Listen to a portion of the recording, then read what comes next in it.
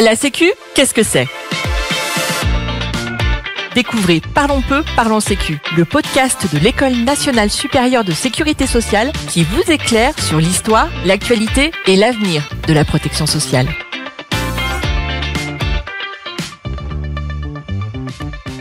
Bienvenue dans ce nouvel épisode du podcast dédié aux grandes questions de la protection sociale. Pour ce nouveau numéro, nous recevons Dominique Libaud, directeur général de l'EN3S et président du Haut Conseil au financement de la protection sociale. Dominique Libaud, bonjour. Bonjour. Aujourd'hui, nous allons explorer un sujet à la fois complexe et essentiel, les étrangers et la protection sociale, afin de mieux comprendre le rôle que joue la protection sociale dans ce domaine. Alors, dans un premier temps, quels sont les grands éléments du droit à la sécurité sociale des étrangers ? Alors tout d'abord, il faut savoir que pendant assez longtemps, le droit social français était régi par la condition de nationalité. C'est le cas, grosso modo, jusqu'en 1945. Et c'est à partir de 1945, notamment à partir de l'avènement de la sécurité sociale, que cette condition de nationalité s'est atténuée, voire a disparu à peu près complètement. Pourquoi ? Parce que la sécurité sociale, c'est l'idée de contributivité. Je contribue à travers mes cotisations et je reçois. Et que l'on soit national ou étranger, si je contribue, j'ai droit. C'est vraiment une donnée fondamentale du droit de la sécurité sociale qui est reconnue par les textes fondateurs, mais aussi par le préambule de la Constitution de 1946, donc qui impacte tout le droit de la sécurité sociale français. Et aujourd'hui, donc, que ce soit en assurance maladie, en retraite, en accident du travail ou pour les prestations familiales, les étrangers qui sont en situation régulière, j'y reviendrai, ont droit dans les mêmes conditions que les Français à la sécurité sociale française. La situation est un peu plus complexe pour les prestations non contributives, tout ce qui est aide sociale, prestations comme le RSA, comme le minimum vieillesse, puisque là, le droit n'est pas régi par la contributivité. Comme je le disais, les conditions de nationalité se sont quand même atténuées très fortement au fil des années.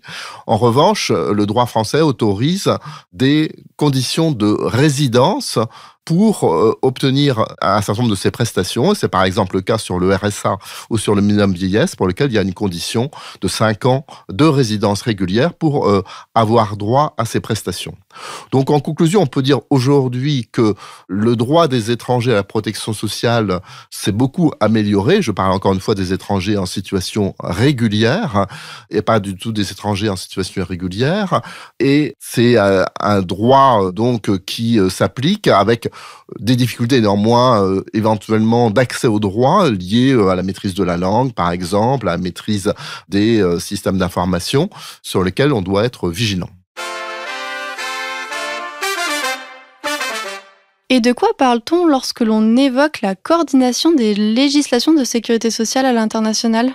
La plupart des pays, notamment les pays européens, ont aujourd'hui des systèmes de sécurité sociale. Une question très basique qui se pose lorsque une personne passe d'un pays à l'autre, c'est quel régime de sécurité sociale s'applique ? Son régime d'origine ou le régime du pays dans lequel elle va résider ? Et ça, c'est tout le droit de ce qu'on appelle la coordination des régimes de sécurité sociale, c'est-à-dire de déterminer la législation applicable pour les migrants, pour les situations qui bougent. Je dis bien les migrants parce que ça peut être aussi des nationaux, évidemment, qui bougent temporairement ou définitivement d'un pays à l'autre. Les systèmes de coordination que connaît la France sont doubles. Soit des conventions bilatérales avec des pays étrangers, soit la coordination au sein de l'Union européenne, puisqu'une des grands atouts et ajouts de l'Union européenne a été de prévoir un régime de coordination de sécurité sociale au sein de l'Europe. Ce régime de coordination est régi par le droit de l'emploi, c'est-à-dire que c'est le pays dans lequel on travaille en Europe qui détermine normalement le régime de la législation de sécurité sociale applicable.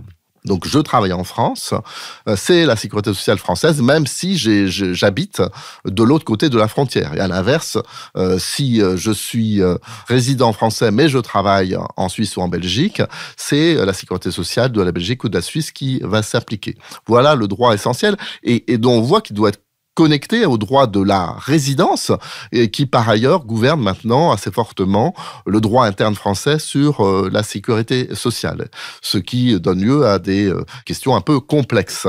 Ce droit de la coordination est évidemment très important pour simplifier la vie des gens et simplifier notamment les migrations et savoir quel est le droit applicable. Il faut savoir qu'il peut donner lieu aussi à des discussions et voire à des remises en cause. Il faut citer donc un droit dérogatoire au sein de l'Union européenne. Je parlais du fait que c'est le pays d'emploi qui normalement est le pays d'application de la sécurité sociale. Il y a une dérogation pour les migrations de courte durée qu'on appelle le détachement. Si je suis détaché pour une courte période, je reste rattaché à mon pays d'origine. Et c'est assez logique pour éviter justement des complications inutiles pour les personnes. Et pour autant, ce régime de détachement a pu donner lieu à des abus avec des personnes qui viennent travailler en France et qui ne cotisent pas en France parce qu'ils restent rattachés à la législation sociale de leur pays d'origine, avec quelquefois des multiplications de détachements sur le même emploi. C'est pour ça que depuis longtemps, il y a une réflexion au niveau de l'Europe sur une réforme de ce régime de détachement en matière de sécurité sociale, mais qui n'aboutit pas compte tenu des divergences entre les différents pays européens sur cette question. Et pour conclure, l'aide médicale d'État, donc l'AME, concentre beaucoup de débats. Pouvez-vous nous expliquer pourquoi ? J'ai évoqué le droit pour l'instant des étrangers en situation régulière. Il faut maintenant aborder un instant le cas des étrangers en situation irrégulière. Ils n'ont pas de droit à la sécurité sociale. Globalement, leurs droits sociaux sont extrêmement limités.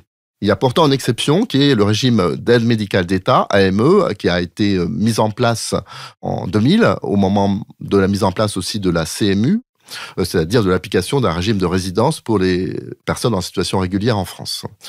Et l'aide médicale d'État donne droit sous conditions de ressources aux étrangers aux situations régulières à des prestations maladie assez étendues.